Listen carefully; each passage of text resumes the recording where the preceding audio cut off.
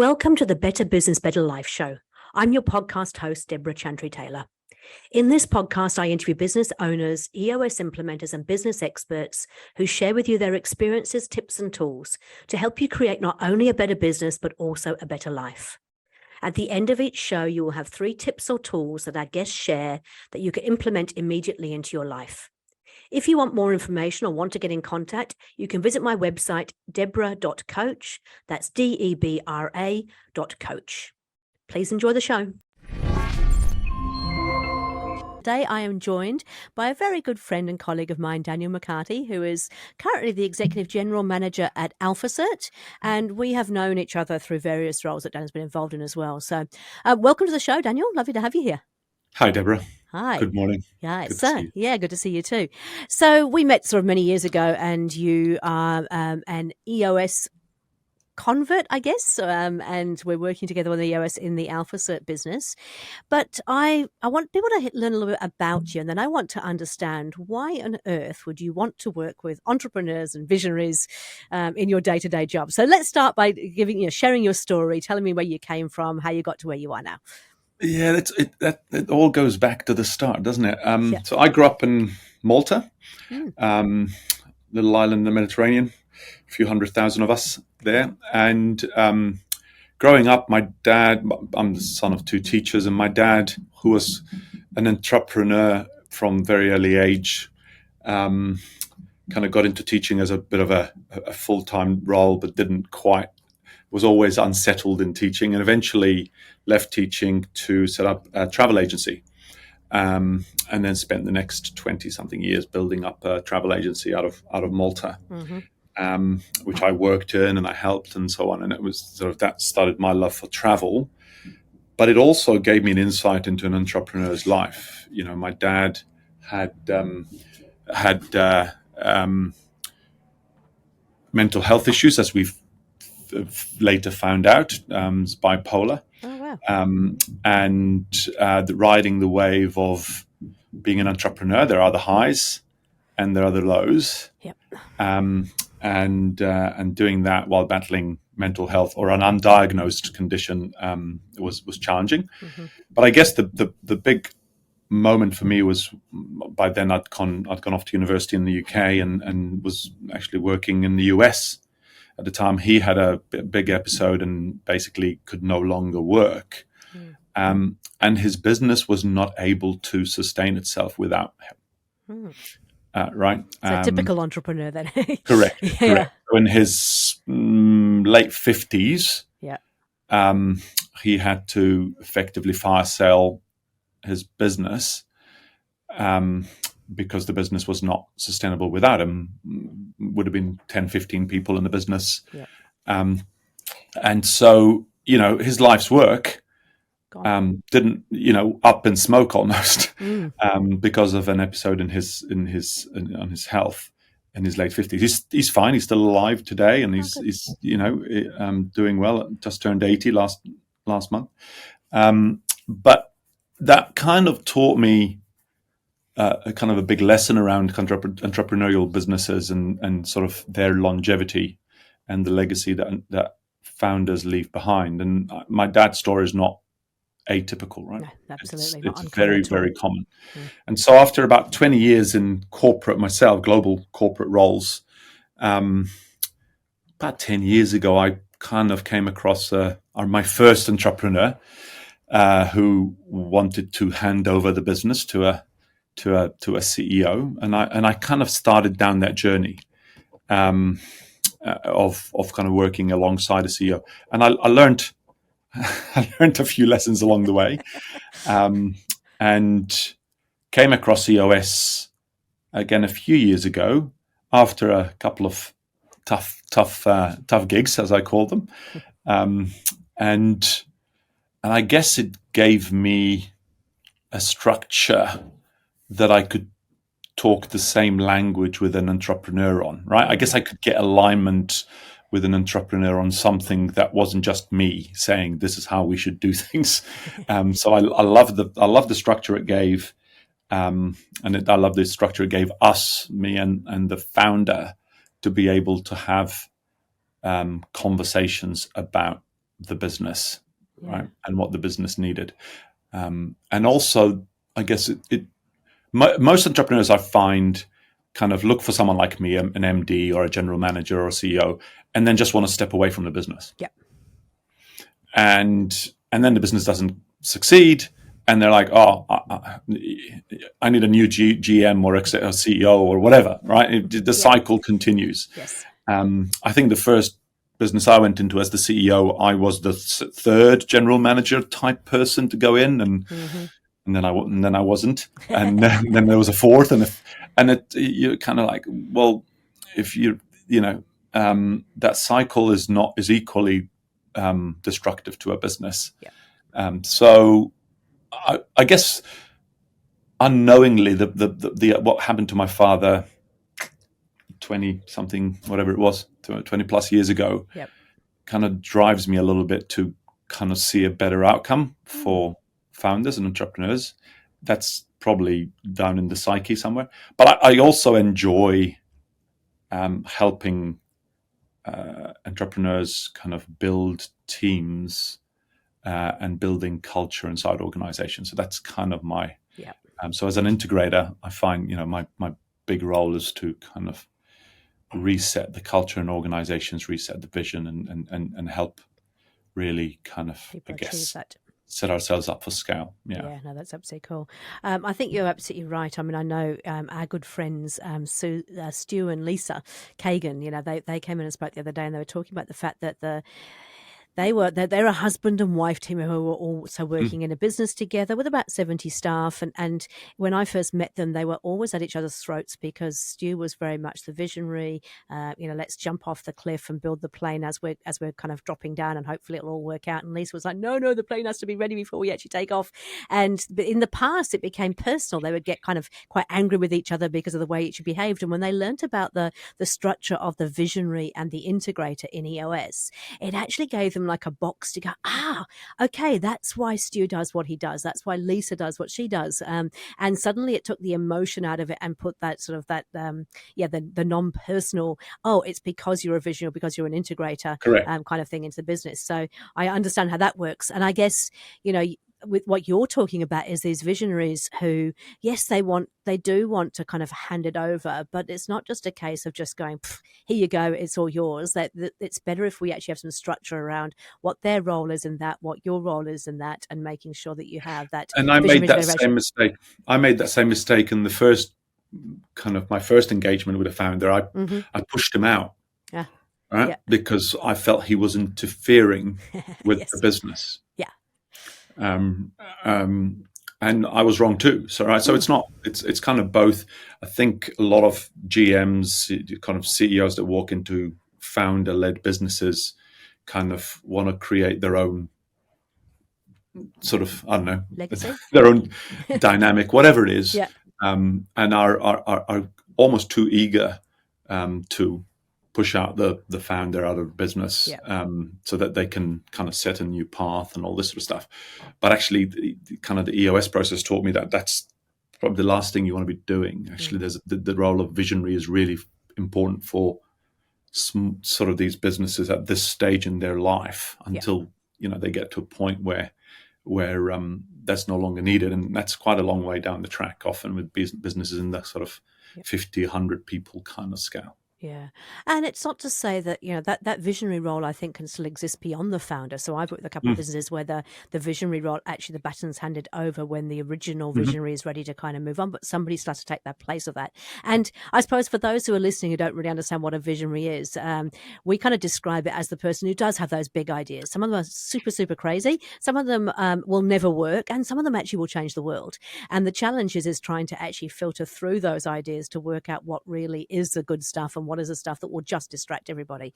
And your role as the integrator is really about, well, actually, you describe how do you work with a visionary to make sure that they are still delivering value to the business, but are not getting the leadership team caught up with all the bright, shiny object stuff.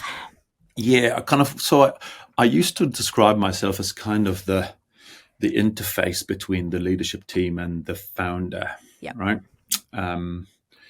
And and really these days I kind of talk a lot more about I effectively run and manage the leadership team and the business, so that the founder can focus their time on those ideas and those big relationships that we often have in businesses. You'll have some pretty critical relationships, whether with partners or with sort of anchor clients and so on, right? Mm-hmm.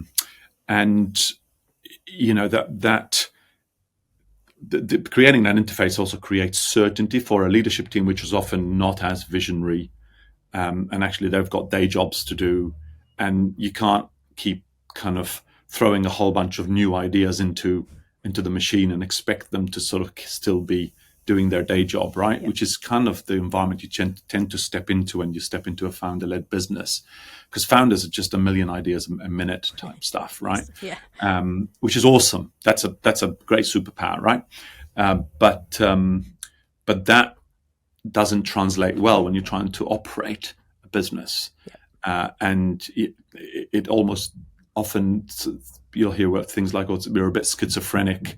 1 minute we're chasing that, and next minute we're chasing that, and I'm not sure what my priorities really are because I was working on this, but the founder's really interested in this. And so my role is really just to create that, I guess, for the leadership team, create structure and focus and priorities, without stifling the entrepreneurial kind of spirit of the organization. Yep. And I will often and I've learned kind of to sort of listen to the founder, because their gut is generally pretty attuned, and sort of give it time to just percolate, give those ideas time to percolate. Yeah. Through, right?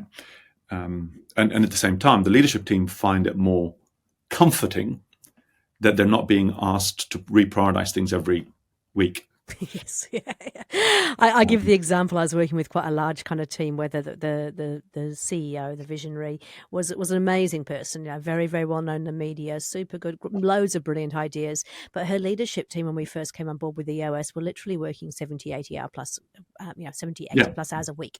And when I kind of questioned them, it was because they were always kind of trying to finish off projects that were thrown at them, but another one was thrown at them, and so they were just always chasing their tail, never really getting anything finished. And just frenetic, and just almost exhausted from the amount of work that they were doing, but nothing actually ever got finished.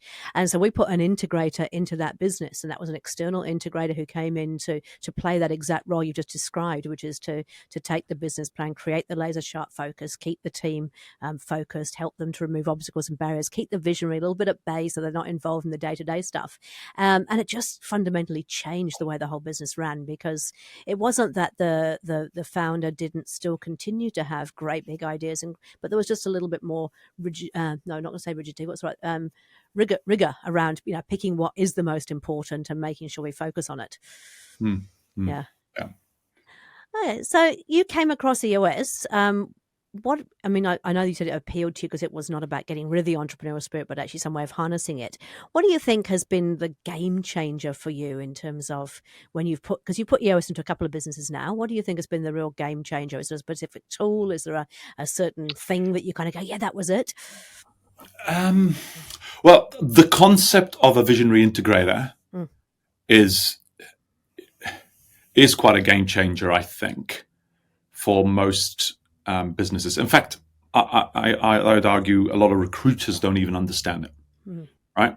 Because they expect a CEO to be both. Right. When they think about CEO or whatever title you want to take, they sort of you look at any job description of a CEO, you've got to have the vision, you've got to have the relationships, you've got to have the operating capability to run a team. Literally, you look at the visionary integrator definition, combine it together and turn it into a recruitment CEO position, right? That's the truth. And so, and then in other situations, you get kind of people say, oh, you got the CEO and then there are two IC. Which again, it still implies the CEO is running the business and the two ICs doing other stuff, right? Or the chief of staff, or there's a whole bunch of sort of things. Yeah. I think for me, getting that, it's that relationship and that definition of and splitting of the accountabilities is really fundamentally a game changer in founder-led businesses, because it opens the eyes to a way of operating a business. In many ways, it's kind of blatantly obvious when you see it, kind of Microsoft and Gates and Ballmer and Jobs and Cook in Apple, and you've seen it in even bigger organizations, right? Of those kind of partnerships like that work really well. And so that's a big game changer. The other one is, I don't know that it's unique to EOS, but it's the simplicity of the rhythm of the operating system, right? Weekly level 10 meetings, as we call them. That sort of rhythm that kind of helps you maintain focus and maintain messaging, I guess. Yeah. And again, the third thing would be, it just gives a level of consistent communication and kind of understanding beyond just the leadership team. Yep. It's not often that you talk to an organization about the operating system of an organization. In fact, most people don't even understand what that means. No. When you talk about an operating system of an organization, but it's those rhythms, those meetings. If you talk to people about Agile or Scrum, there's an operating system for running Scrum in an organization, right? Yep. They don't call it operating system. There's a different set of terminology. Yep. But that's effectively what we're doing. How do you run a business on an ongoing basis in a way that you're not spending your time reinventing the wheel, but actually you've just got these rhythms, and then you slot in the issues that you have to deal with every week and every month and so on, right? Yeah. And it is interesting because business operating system, you kind of go, what is it? I mean, I think it was a people management system or people operating system. It's actually a way to make sure that your people are all on the same page. They know where they're headed. They know how they fit into the actual business. And as you said, that regularity of meetings and looking at your scorecard and deciding, looking at your rocks every week, like every single week you have this rhythm of, where are we at? Are we on target? Are we going to achieve it? I also think that tying all that daily stuff back into a much bigger picture as well changes the way the organization tends to think, because you can get bogged down in the kind of business as usual day-to-day stuff, but when you've got a 10-year target, big hairy audacious goal, you've got your 3-year picture, there is an element of, okay, in order to get there, we can't keep doing just what we're doing right now, so how do we actually improve? How do we get better? Is that a fair thing to say?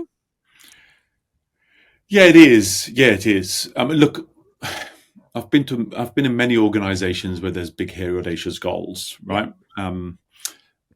Because that's how founders think, right? Sometimes they haven't, not often. Sometimes they haven't even articulated it, but they're certainly they talk about it in other ways of kind of talking about where they want to be and all this sort of stuff. But that's too big for most employees of a business to understand and get their head around, right? Yeah. That's just a vision. Well, most people don't really see beyond, frankly, 90 days, the next 6 months, maybe the next year, right? Most people in an organization, they don't see past that point because they're in the midst of it. That's the whole point of kind of people in a business. The whole 1 year and 3 year just gives a direction, right? Yeah. Just gives that and that's important for everyone to be marching towards the same hill.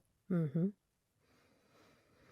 Okay, so you've worked in sort of several different size businesses. What do you think the fundamental differences are? Whether you've got a small team versus a slightly bigger team, how do you use the tool in different size businesses, I suppose? It's not that different, to be honest. It's not that different.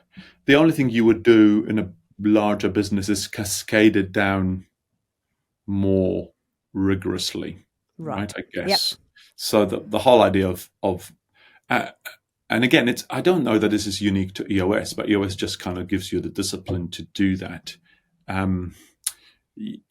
If you're running a weekly process and then monthly process and quarterly process with your leadership team, then if they've got big enough teams, they should be doing the same thing.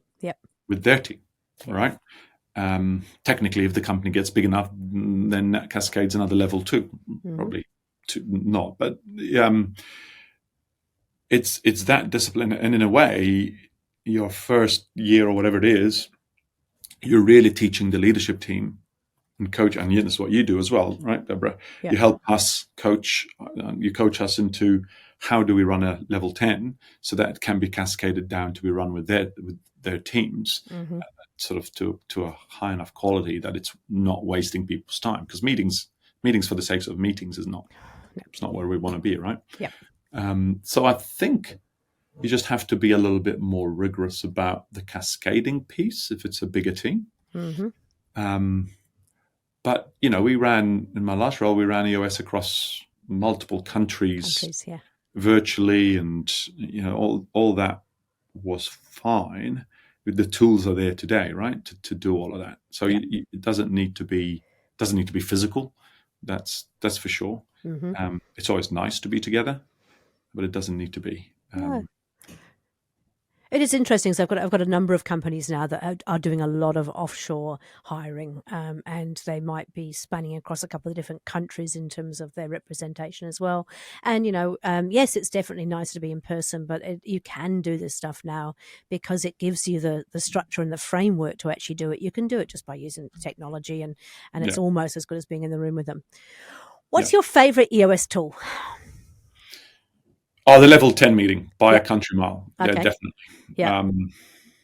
Because like, ask my leadership team now. They're like, I introduced it in week 1. I joined, no disrespect to anybody in my past, but I joined the business to my first leadership team meeting, and I just sat there and went, oh my gosh, we're wasting. I looked around the room, and I think at the time, there were like 8 people.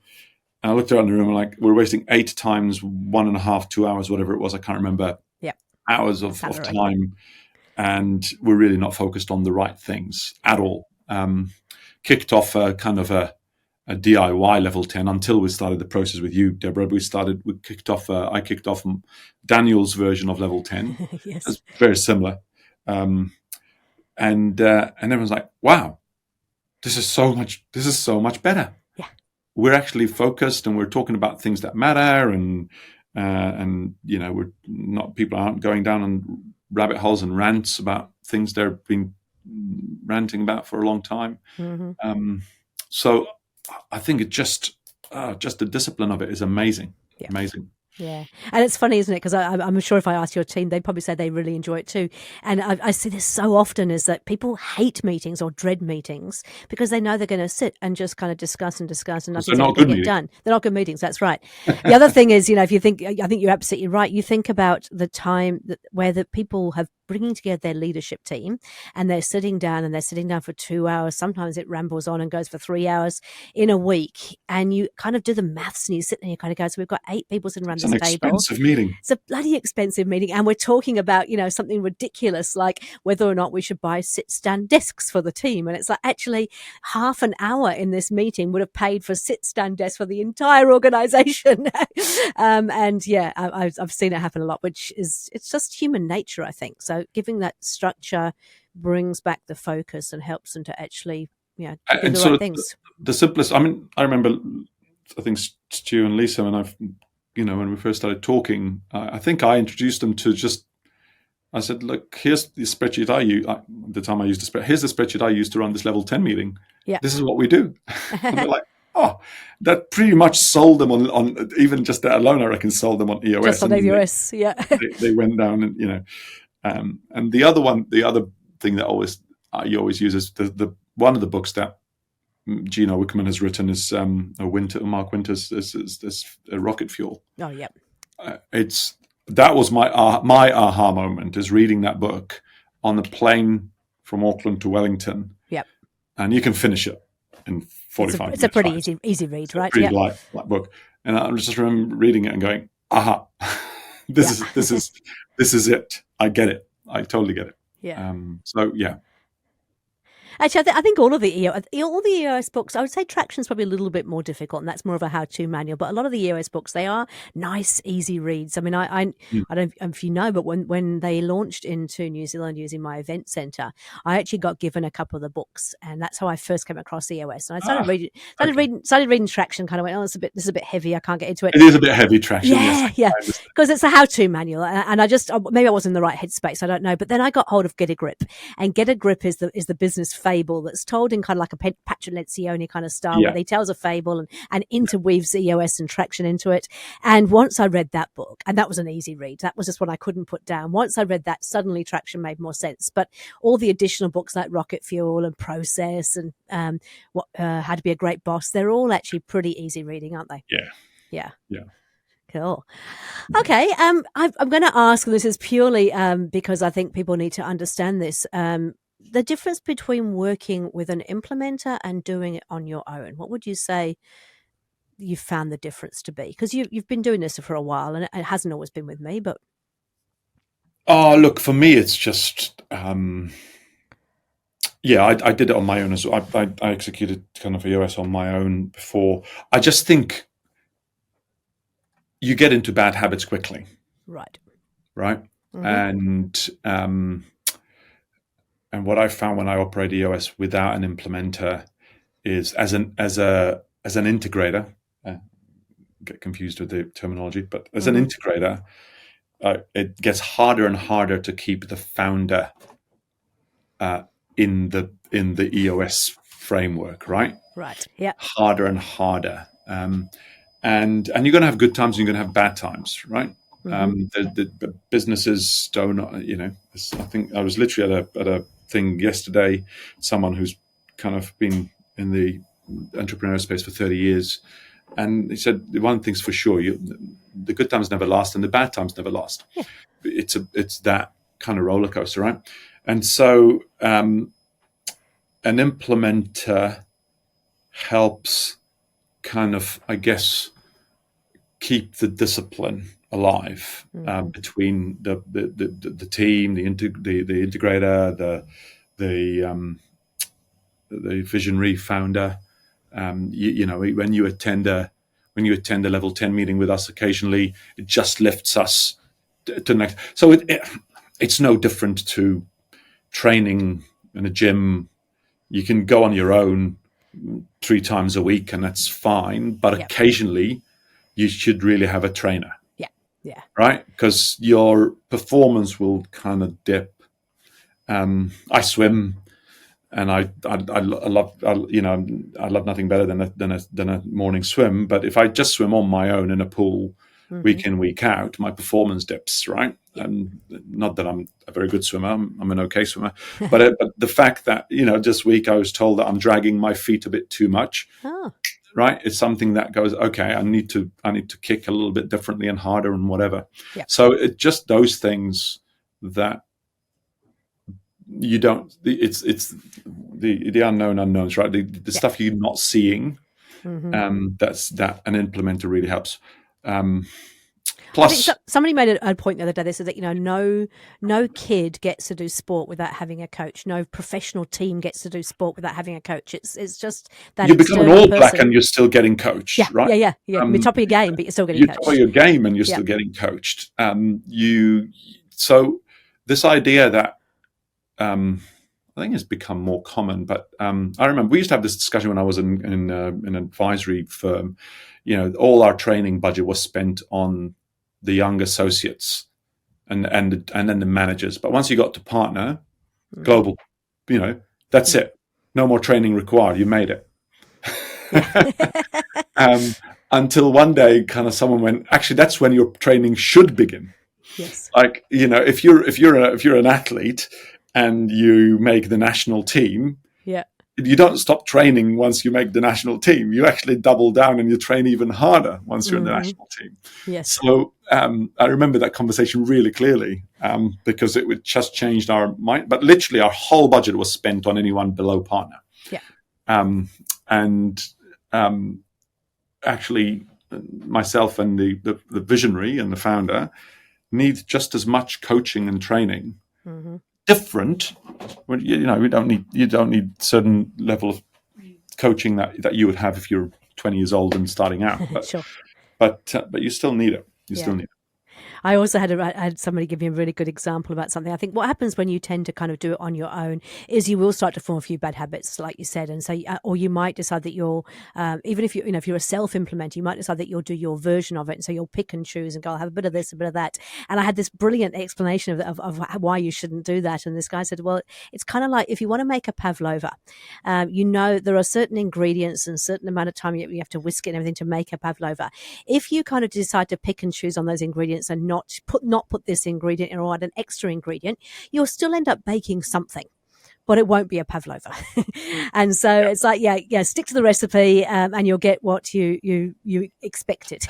Look, I'm a member of YPO, Young Presidents Organization in New Zealand, and it's a global organization, and we have these, again, rhythms and ways of doing things, and one of them is this monthly forum that we meet and talk through, and it's a really prescribed process, right? That a bunch of CEOs come together and you go through a certain process, and time and time again, because most CEOs are alpha type people and they want to reinvent things and they don't like being told what to do, we try and reinvent the forum process. And it doesn't, and yes, we have forum, but it's not quite the same. And every time we do what's called a recharge of the forum, and we get an external facilitator in, and they kind of put you back on the track and go, if you just did it like this, it would be much easier, much better. And everyone goes, yeah, I know. But by the nature of senior people, the reason we get to where we are in a way is that you kind of constantly improving on processes. Yes. But you're right, you can't improve on the pavlova, right? No. I mean, the pavlova is the pavlova because it is. Yeah. It is what it is. So you can do other things, but you can't improve on that. So I find that that's the thing with an operating system that's proven across thousands of organizations. Yeah. That you're hundreds of thousands now. I think we're up to over 200,000 people. Yeah. It's just my the reality is it's the same with we have that same conversation internally about Scrum as a software development company. Yep. And my team talk about Scrum, we'll do Scrum, but we do these other things. They're like, well, that's not Scrum. Yeah. Don't say you do Scrum if you do Scrum, but yes. Right. And so you either do all of Scrum or you don't do Scrum. You might do Agile and you might do other things, but you're not doing Scrum in its pure form. So I think that's quite important, because then you're not spending your energy trying to improve the process. You're spending your energy trying to get the maximum out of the process. Yeah. I think that's the other thing that some people get a little bit concerned about too. They kind of go, oh, well, EOS is just this really simple model. It's 6 basic tools. You've got to, 6 basic areas you're going to focus on with these tools. And it's very cookie cutter. And so, it's really formulaic, but it's actually not, because it's just like Agile, just like Scrum. It's a framework, but what you use or the way you operate within that framework and how your business runs with that framework is very, very individualistic. It's just a framework to keep you together on the same page doing the right things. It's not telling you how to run the business. It's not saying this is the strategy you must follow. This is the values you must have. It just says, hey, you need to have a strategy. You need to have some values. You need to have, these bits and pieces to make it work. So is that fair? I mean, you've obviously used it in a number of different businesses now. The framework is the same, but what comes out of it can be quite different. Correct. Look, I'm not sure I've ever counted this. I think I've now worked in 9, maybe 10 organizations in my career, right? Mm-hmm. From hugely large corporates to small founder-led businesses. Mm-hmm. And every one of them thinks they're unique. Yep. Right? No, we're different. Yep. Right? We're different. And it's true, right? Procter & Gamble is different to Unilever. Mm-hmm. That's true. Avis is different to Hertz, right? That's true. But what isn't different is how you run a business. Yeah. Right? You have customers, and you have a product or a service, and they pay you for it, and you deliver it. And then, and with that money, you hire people, and they do things, and that's so it's not like I don't know, accounting standards are not the same across the world, right? You have P&Ls and you have balance sheets, and it's not like, oh, we'll do our balance sheet a bit different. I think prison starts calling when you do that sort of thing. Or we'll do our P&L a bit different. There are certain things you should do consistently, and it doesn't matter how unique your business is. The way you run a business should be consistent, right? And I think that's now some organizations, the way they run the business is their own competitive advantage, and that's fine. Yeah. But those are kind of those are unique in their own way, right? That the majority of businesses that sit in the curve in the middle are unique in what they do, but the how can get in the way. Completely agree. So this gives you a framework to kind of work through that. Hey, Daniel, you and I could always talk for hours. Just in terms of top 3 tips, what are the top 3 tips you give to somebody listening in today?